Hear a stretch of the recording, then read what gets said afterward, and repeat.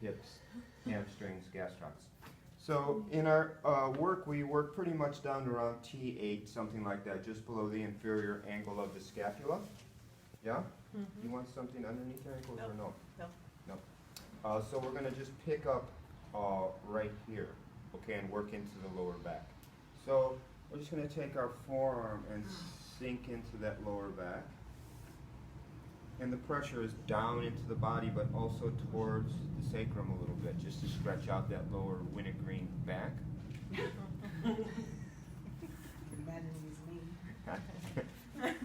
And we're going to take, like we hooked into the vertebral border of the scapula, we're going to hook right into the top of the iliac crest.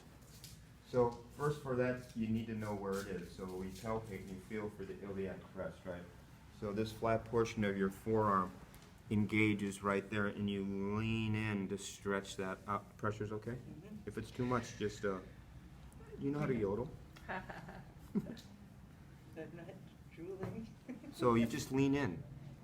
You're using this portion of the forearm so it's a nice contact, so you can just lean in and stretch that lower back out. Very nice. Right? And you want to take it up onto the sacrum and just lean right into the sacrum. So you start opening up the SI joint where the ilium articulates with the lateral surface of the sacrum, sacroiliac joint. So as we move into the hip, one thing we can do is feel for the greater trochanter of the femur and take the palm of your hand and hook it right on there, and then just lean in, and it starts to open up the hip. Easy, right? Because you're applying a straight line of force, and your palm is hooking right onto the head of the greater trochanter of the femur, and you just lean in to create a little stretch there. And primarily, you're starting to stretch these upper fibers of gluteus medius. So you're just stretching a little bit, trying to lull them into a false sense of security before you start doing the heavy stuff. It's always nice to weave a little illusion into your work. Okay, so we'll come to the side here. So we're going to start. We can mute that all out. We're going to use flat of the fist, extended arm, and just start to work the soft tissue of the gluteal. Now see, look, right? One foot in front of the other so I can lean my body weight in. Easy. Working around, and again, you're working around in between the greater trochanter of the femur and the vertebral border of the scapula. So this crescent moon shape, which is all soft tissue, you just want to start to address a little bit. So, general loosening and then more. So you're going to bring the leg up, and we're going to bring the leg across the midline, and you see it brings the musculature up to the surface a little bit. So as you do this, you apply force. And back.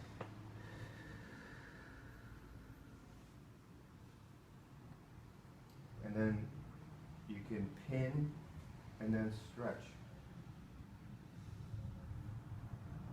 Pin and then stretch. Okay? Mm-hmm. Pin Just breathing.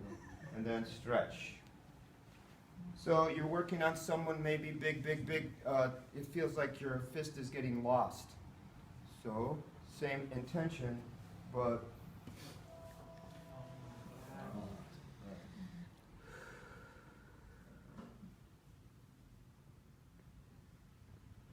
pin, stretch.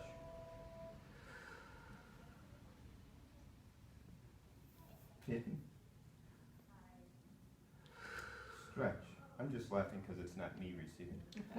I'm so happy. Right? But same intention, different application. But I'm right in between the bones. Right? I'm right in between the greater trochanter of the femur and the vertebral border of the scapula. And this pressure doesn't have to be terribly intense, but if you control from your center and just ease in, you have nice control, right? You're not like falling through space. It's like you're easing yourself through. In, make engagement, same thing, mobilization. Because then when you come off of here, you simply have to use your leg for a hamstring. Easy. Pressure's okay? Mhm. And you'll know like the leg is at a right angle here, so I'm leaning in and compressing. And then if I'm lowering the leg here, that's a little pin and stretch of hamstring, right? Okay. And then the pressure eases up as you come towards the knee because it gets a little bit more intense at its point of attachment. So yeah, right? Good. Feel pretty good about yourself. Things are going okay. And then we're just going to take the leg out like this in figure 4. That's Piece of okay. tape. Use a little piece of tape. Because we're going to do a little forearm work now. So now here, greater trochanter of the femur. No, that's okay. It's okay if it's however it is. Here's the vertebral border of the sacrum. The lateral border of the sacrum. Here's greater trochanter. So this is soft tissue. But in this acclimation, it's here, and you can use the forearm to come and sink in like this. So you're leaning in and just away. So you're stretching that muscle. So you lean in, Feels great. lean in, lean in, lean in. You're walking through a cool green forest. You feel the sun on your face and the elbow in your butt. And you're working. But this position opens up here and you can use your body weight. So nice. And then where a greater trochanter is here, then all this is IT band. So looky, right? Easy, right? The much aligned iliotibial band that will never, ever loosen. Ever, never Well, it loosen. can't, right? If That's it what does, you'll fall Right. over Yeah. because it's supposed to stabilize your knee. Too much looseness and you'll have the floppy leg syndrome when you're walking. Not a good look for anybody. So nice, easy, and then the lower compartment of the leg, and here mostly peroneals here. Nice contact here, but also easy to use knee. Pressure's okay?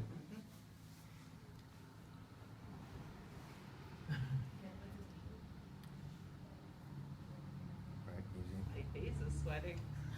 And then you're going to straighten the leg. Come like this. So the leg is like this. You put this knee up. You bring the leg straight and go right into traction. And let that leg rest in your lap. And we're going to pick up right behind the knee. So here's the popliteal crease, back of the knee. Do some circular friction back here. So remember, you have hamstrings coming here, gastroc, soleus, plantaris coming here. So I think it deserves a little attention. So some circular friction. And then you have gastroc here. So gastroc has 2 heads, and it's the widest hairs that attach on either side of the knee joint. So we do some general loosening of gastroc. And then you want to spend some attention right in between the heads, because not only bladder line comes through, but also it fascially binds pretty deeply in this crease. So thumb over thumb, just pressure in between. No big deal. So you're working straight down. You can feel the division in between gastroc heads. It's like bicep, right? You can go right in between the bicep heads. Same gastroc. Did you ever go in between the bicep heads? Yeah? Really?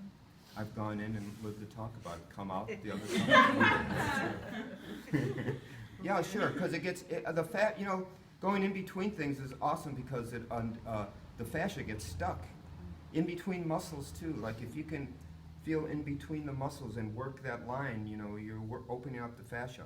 So the muscles can move easier, the blood come through, the chi come through, the space in between things, very nice to work on. So here, now, here's Achilles tendon, But here's what I'm gonna do when I get down to Achilles tendon. I'm just gonna turn my leg this way to support the dorsal surface of the foot on my quad, so I can go like this. So good. Pressure's okay? Mhm. So you're sinking, and see how the contour fits, like our neck did. Now here's the foot, and you wanna sink in and then roll out. Too much? No, elbow, forehand. You're gonna have to wait for the video, okay? Yeah, that's my forearm. And forearm and a little elbow, yeah. Just a touch of elbow. So I'm just rolling that foot out. So lovely, lovely. So like this. And then we're gonna end with a little stretch. Now, I usually do a psoas stretch. So here's one way of doing it on the table. You can come up like this.